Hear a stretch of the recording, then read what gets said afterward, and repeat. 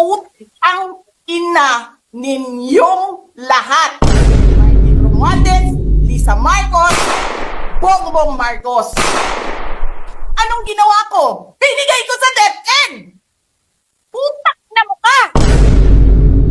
Wala ka ngang posisyon sa gobyerno, namimigay ka ng pera ng gobyerno eh! Putang ina ninyo!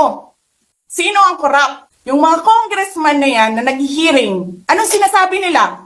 Pagkatapos, pag na-off na ang mic, pag wala ng media, pasensya na kayo ha, kailangan kasi namin ng pera. Mag-eleksyon na kasi. Lisa Marcos, naalala mo, nagpadala ka sa akin ng video, sinabihan mo ako saan kukunin ang pera. Pinakita mo ang muka ng tao doon sa video message mo. Hi, this is she's been working with us for the longest time. We trust her. You sent me written instructions about money. Millions a month. Anong nakalagay doon sa envelope? DepEd. Anong ginawa ko? Binigay ko sa DepEd. Putak na mukha.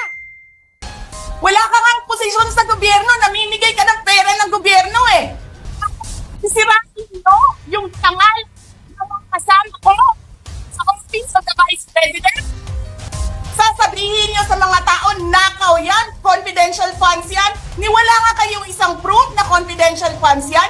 Naniwala lang kayo sa isang babae na ang pangalan ay Gloria Mercado na nagsabi confidential funds yan, na hindi nyo nga nilabas na wala pang confidential funds, meron ng white envelope. Kasi 2022 pa lang, tangina mo ka, may utos na ng pera sa DepEd. Tapos kami yung nagsisinungaling? Nagpipigil ako eh. Kasi gusto ko lang magtrabaho. Gusto ko lang tapusin nyo na yung show ninyo dyan sa House of Representatives para makabalik na kami sa trabaho namin.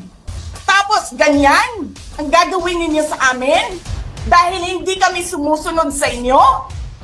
Dahil ayaw na namin tumulong sa inyo? Ganito gagawin ninyo? Presidente ka, may speaker ka na involved sa bribery ng Supreme Court justices. May video, may kaso, may witnesses. Hindi mo tinanggal yung speaker mo. Pinabayaan mo siya abusuhin ang pera ng bayan.